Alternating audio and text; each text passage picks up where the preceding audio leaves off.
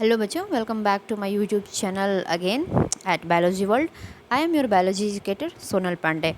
Today we will be discuss about the chapter first of class 12 biology. It will be a short series, revision series actually. So let's begin. हम आज class 12 के biology का chapter first पढ़ेंगे जिसमें आपको पढ़ना है reproduction in organism. आप जहाँ पे ये फ्रंट पे देख सकते हैं, आपने यहाँ पे देखा है कि ये चीज़ आपको यहाँ पे दे रखी है। ठीक है, तो आज हम इसके बारे में डिस्कस करेंगे। तो लेट्स बिगिन। आपको पहले चैप्टर में यहाँ पे दे रखा है कि ये रिप्रोडक्शन क्या होता है।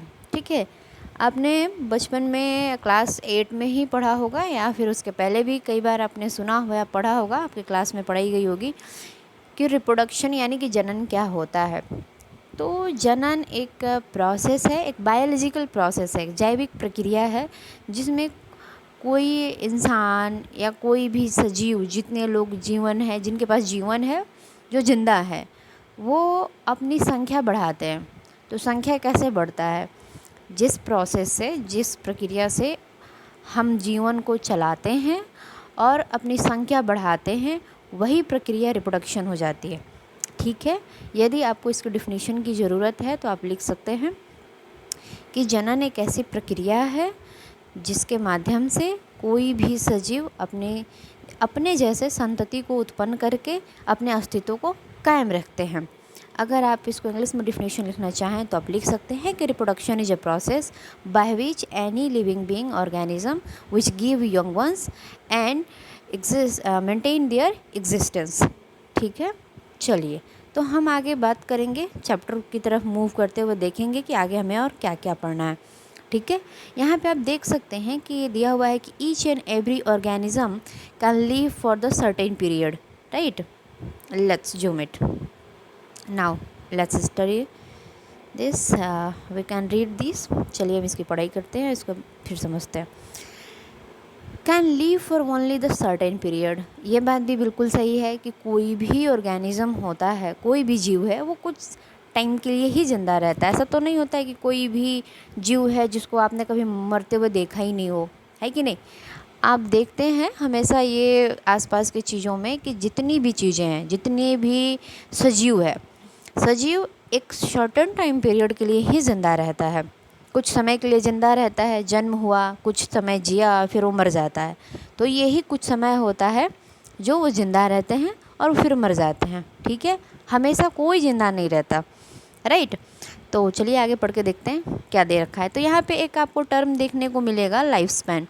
क्या होता है ये लाइफ स्पैन? हम लाइफ स्पैन को हिंदी में कहते हैं जीवन अवधि। ठीक है, तो जीवन अवधि क्या होता है? जीवन अवधि मीन्स कि जब आप जन्म लेते हैं और फिर आपकी मृत्यु हो जाती है। नहीं मतलब आपकी मृत्यु नहीं, लाइक किसी की भी मृत्यु। तो जो जीव जन्म लेता है और मृत्यु हो जाती है, तो उसके बीच में उसने जितने टाइम अपनी ज़िंदगी को जिया है, उसी को हम लाइफ स्पैन या जीवन अवधि कहते हैं। आप इसको नोट डाउन कर सकते हैं, आपके 2 नंबर मार्क्स में ये क्वेश्चन ज़रूर बनेगा।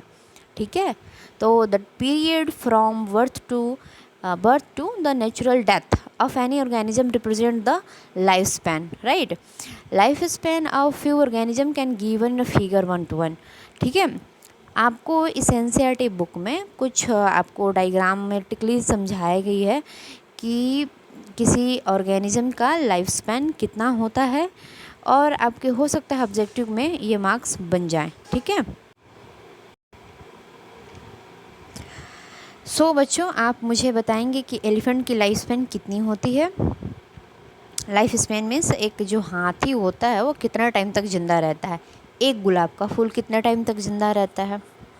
अब देखो, तोड़ दो वो अलग बात है, लेकिन आप मुझे बताओगे कमेंट सेक्शन में कमेंट करके कि एक जो हाथी है वो कितना टाइम तक ज़िंदा रहता है, एक रोज़ है वो कितना टाइम तक ज़िंदा रहता है, एक जो कुत्ता है, ये जो प्यारा सा कुत्ता दिख रहा है, ये कुत्ता आपका कितना टाइम तक ज़िंदा रहता है। ठीक है, और आप नीचे देखोगे तो आपको दिखेगा यहाँ पे एक बटरफ्लाई है। सॉरी बच्चों, थोड़ा यहाँ पे ब्लू जो पीडीएफ है मेरे पास वो ब्लर हो जा रही है, लेकिन आप यहाँ मुझे बताओगे कि जो बटरफ्लाई है, बटरफ्लाई कितना टाइम तक ज़िंदा रहती है।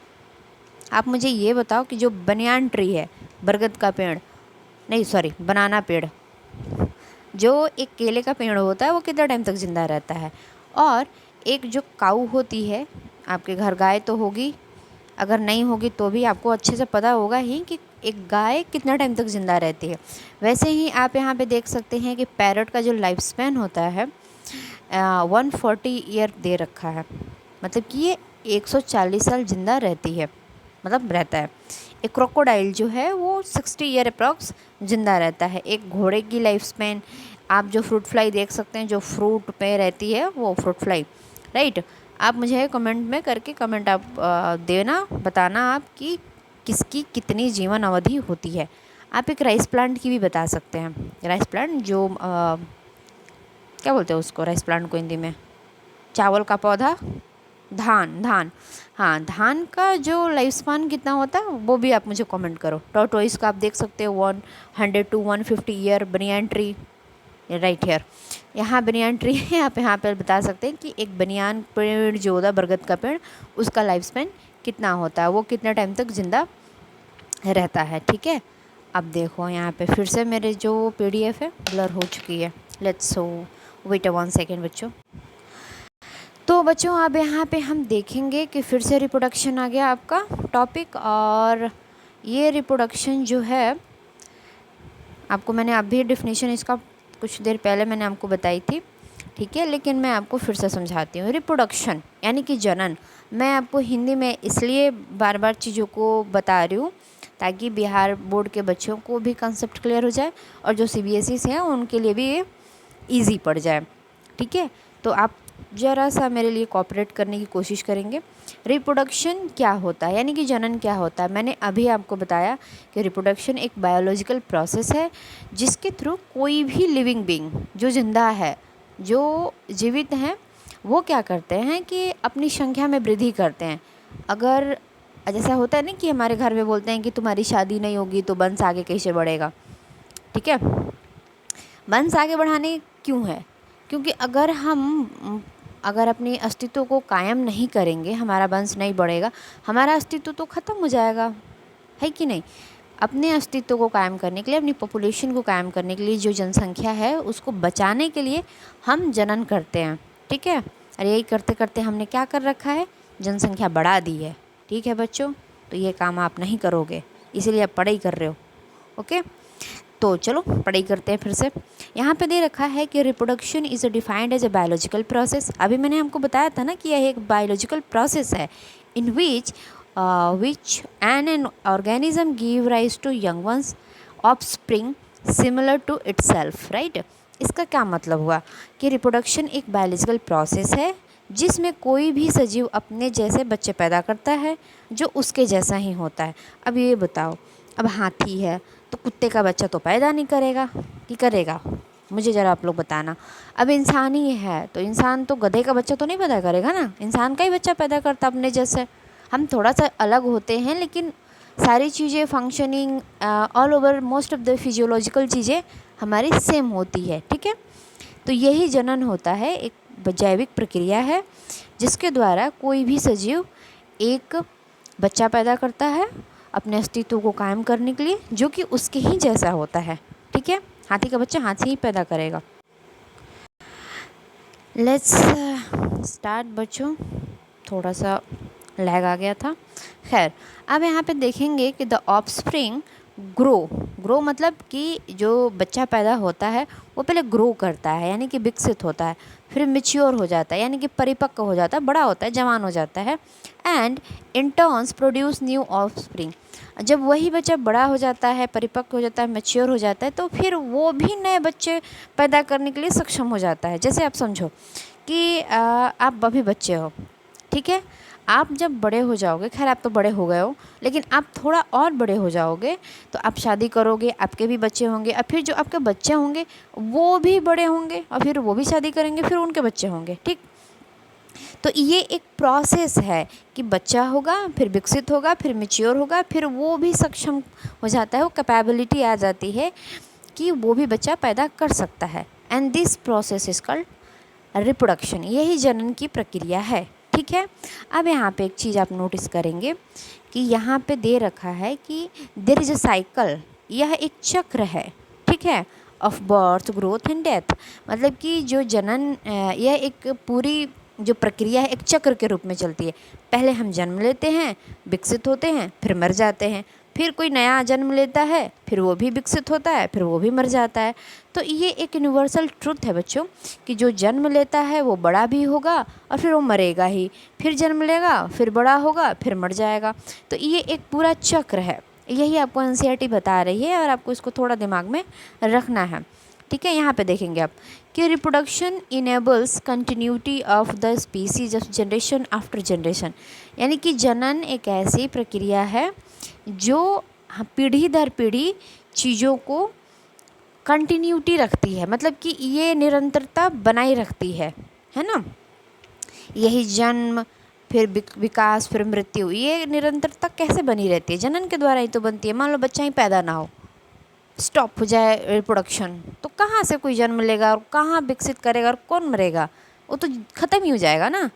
तो उम्मीद है आपको मेरी इतनी सी बात समझ में आई होगी। तो चलो आप यहाँ पे एक चीज़ और देखो, आपको जब मैं चैप्टर 5 पढ़ाऊँगी, ऑफलाइन वाले जो मेरे स्टूडेंट्स हैं वो उनको पता है कि प्रिंसिपल इनहेरिटेंस ऑफ जो वेरिएशन चैप्टर मैंने अभी फ़िलहाल ही ख़त्म मैंने किया हुआ है, उसमें आपको पढ़ना है कि जनन कैसे होता है, जनन से कैसे जेनेटिकली जो अनुवांशिक गुण होते हैं जो माँ बाप से बच्चों को और बच्चों से उनके बच्चों में ऐसे ट्रांसफ़र होते रहते हैं। तो इनहेरिटेटेड ड्यूरिंग द रिप्रोडक्शन, जनन के माध्यम से बच्चों जो माँ बाप के गुण होते हैं वो बच्चों में जाते हैं। ठीक है, इसको अनुवांशिकी कहते हैं। और आप मुझसे एक मेरा सीधा और सिंपल सा क्वेश्चन ये है कि आप मुझे बताएंगे कि अनुवांशिकी पदार्थ क्या होते हैं, कौन कौन से होते हैं और क्या होते हैं। ठीक है, मुझे उम्मीद है आपको बेसिक इन्फॉर्मेशन होगी, अगर नहीं है तो आने वाले चैप्टर्स में पढ़ाऊँगी। अगर आपको पता है तो मुझे please comment in the comment section. Let's move again. चलो आगे बढ़ते हैं और पढ़ाई करते हैं फिर से, नो मोर बकवास। ओके, यहाँ पे आप देखेंगे, वेट अ सेकेंड बच्चों, there is a large diversity in the biological world. आप देख सकते हैं, आप जस्ट सोचो कि इतनी बड़ी दुनिया है और इतनी बड़ी दुनिया में कितने भिन्न भिन्न प्रकार के जीव हैं। अगर आप कभी घूमने कहीं जाओ तो आप देखेंगे कि कितने डिफरेंट कलर के फ्लावर होते हैं, लोग भी कितने अलग अलग होते हैं कि एक दूसरे की शक्लें नहीं मिलती है। ऐसा कभी रेयर ही होता है कि किसी की शक्ल मिलती है, लेकिन कभी सोचो ना कि चींटी मिलती है, हाथी मिलता है, पता नहीं कितने ही जीव मिलते हैं और कितने ही प्लांट मिलते हैं। ऐसा तो आपको मैं पढ़ाऊँगी, लेकिन आपको जान के हैरानी होगी कि जो हमारे यहाँ धान होता है ना, उस 30,000 से ज़्यादा उसकी प्रजाति पाई जाती है। सोचो, एक सिर्फ धान के, आम की तो मतलब लगभग 60,000 से ज़्यादा ही प्रजातियाँ पाई जाती हैं। तो सोचो कि कितनी बड़ी डाइवर्सिटी है इस बायोलॉजिकल वर्ल्ड में। ये पूरी दुनिया में कितने भिन्न भिन्न जीव हैं और कितने ही ज़्यादा हैं, है कि नहीं। चलो आप यहाँ पे फिर से देखो बच्चों कि ईच ऑर्गेनिज्म, मतलब कि प्रत्येक जीव has involve in on mechanism to multiply and produce offspring. ठीक है, मतलब कि जितने भी जीव हैं, प्रत्येक जीव जो भी है, कोई एक कोशिकीय है या कोई बहुकोशिकीय, यानी कि जो यूनिसेलर है और मल्टीसेलर है, दोनों ऑर्गेनिजम्स क्या करते हैं, दोनों जीव क्या करते हैं, वो कंटिन्यूटी में लगे हुए हैं। वो अपनी जनसंख्या बढ़ा रहे हैं, अपने मेटाबॉलिज्म को मेंटेन करे हुए हैं। ठीक है, वो नहीं रुक रहे हैं, उनका चल रहा है प्रोसेस, कुछ नहीं रुका हुआ है ना। इसलिए अभी पढ़ाई करो, कुछ रुकने वाला है नहीं। चलो आगे बढ़ते हैं। देखो यहाँ पे द ऑर्गेनिज्म हैबिटेट, जो ऑर्गेनिज्म होता है वो जहाँ रहता है उसके आवास स्थान को ही हैबिटेट बोलते हैं। The organism habitat internal physiology. देखो भाई लोग, आपके बॉडी के अंदर फिजियोलॉजी भी होती है और एनाटॉमिकल चीज़ें भी होती हैं। ठीक है, जो आंतरिक प्रक्रियाएं हो रही हैं उनको, and several other factors are collectively responsible for the how it reproduce. देखो आप समझो बात को, सिर्फ आपका बाह्य शारीरिक संरचना जो है, यानी कि आपका जो बाहरी शरीर है इसकी जो संरचना है वो रिस्पॉन्सिबल नहीं है, मतलब वो जिम्मेदार नहीं है कि आप जनन कर सकते हैं। आपके शरीर की आंतरिक संरचनाएं भी इसके लिए पूरी तरह से जिम्मेदार हैं कि आप जनन कर सकते हैं। अगर सोचो, जिनको बच्चे पैदा नहीं होते हैं उनको IVF, test tube baby, another various type of technology के बारे में डॉक्टर उनको सलाह देता है। क्यों? क्योंकि उनके शरीर में कुछ ना कुछ प्रॉब्लम चल रही है। किसी का गर्भाशय छोटा है, मतलब यूट्रस, किसी का यूट्रस छोटा है, किसी में ओवरी नहीं है, ओवरी है तो ओवरी कंसाइज नहीं है। मतलब यू कैन अंडरस्टैंड कि मैं क्या कह रही हूँ, कि आपके शरीर के अंदर कोई भी प्रॉब्लम अगर छोटी सी हो जाती है तो आप जनन नहीं कर सकते हैं। ठीक है, तो सेक्सुअल हेल्थ पे भी ध्यान देना एक बहुत बड़ी चीज़ होती है। ठीक है, तो चलो आगे हम बढ़ते हैं और देखते हैं कि और क्या दे रखा है। Based on the weather there is a participation of one organism और two in the process of reproduction. हाँ, ये बहुत इंपॉर्टेंट बात है, ध्यान से सुनो। जो ये जनन की प्रक्रिया है उसमें या तो एक जीव भाग ले सकता है या दो जीव भी भाग ले सकते हैं। मतलब ऐसा नहीं है कि हमेशा दो जीव की ज़रूरत पड़ती है। मतलब ऐसा सुनो, दो लोगों की शादी होती है किस लिए? कि बच्चे पैदा करेंगे। इसका कोई और तो कोई रीज़न होता नहीं है शादी का, है तो बता दो। खैर सुनो, तो बच्चे पैदा करने के लिए हमेशा दो लोग चाहिए, ज़रूरी नहीं है। अमीबा कोई शादी नहीं करता, अमीबा नहीं कहता कि मम्मी मेरी शादी करा दो, मुझे बच्चे पैदा करने हैं, ऐसा नहीं होता है। अमीबा नहीं करता, पैरामीशियम भी नहीं करता, वो नहीं बोलता कि मुझे दहेज लेनी है, मुझे ये पढ़ना है, नौकरी लेनी है ना, ऐसा कुछ भी नहीं होता। राइट, तो जो भी एक कोशिकीय जीव होते हैं, यानी कि यूनिसेलुलर ऑर्गेनिज्म जो होते हैं, एक कोशिकीय जीव जिनका शरीर सिर्फ एक कोशिका से बना है, उनको शादी वादी करने की ज़रूरत नहीं है भाई लोग, उनको गर्लफ्रेंड बनाने की भी ज़रूरत नहीं है, समझे हो। देखो, और जो हमारे कुल जीव है या फिर जो मैमल्स होते हैं, ज़्यादातर मैमल्स मतलब जो स्तनधारी, जो जीव अपने बच्चों को दूध पिलाते हैं, ऐसा समझो। ठीक है, तो ऐसे जीव में दो लोग चाहिए तभी बच्चे पैदा हो सकता है। मैं आगे बताऊंगी क्यों चाहिए। ठीक है, चलो आप, वैसे तो आप जानते ही होंगे इंटेलिजेंस। चलो बच्चों, अब यहाँ पे हम देखेंगे आज कि हाँ, यहाँ पे आप देखो, रिप्रोडक्शन जो होता है बच्चों दो तरह का होता है। यहाँ पे देखो, two process of reproduction, wait a second, reproduction it is of two types, right. यहाँ पे देखो दो तरह का दे रखा है ना, sorry. When offspring is produced by a single parent, एक मिनट रुको, सिंगल पेरेंट विथ और without involvement of gamete fusion, इस बात को ध्यान रखना, जहाँ पे गैमेट फ्यूजन नहीं होता है, it is reproduction of asexual. सीधा बात समझो, छोड़ो अंग्रेजी।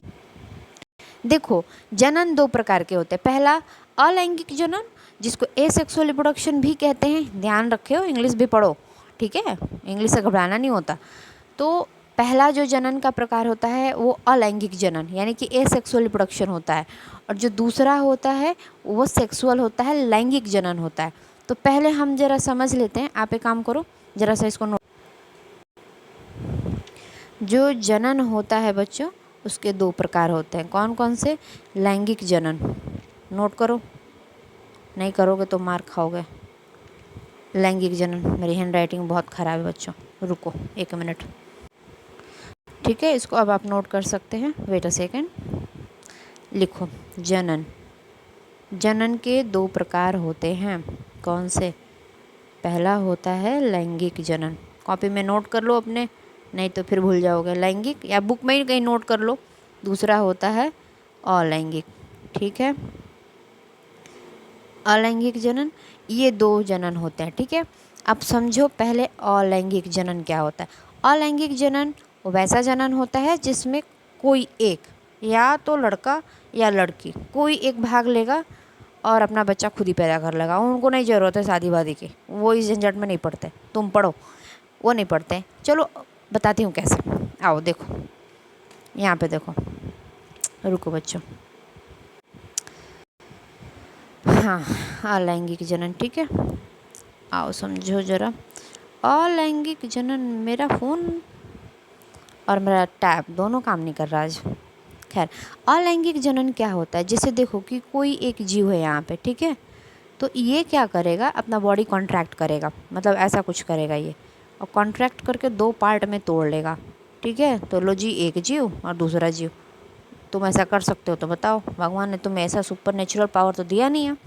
ठीक है, तो अलैंगिक जनन में क्या होता है कि कोई एक जीव अपना शरीर तोड़ के 2 भाग में कर लेता है और 2 नया बाबू बना लेता है ना, तुम्हारी तरह भैंस जैसे।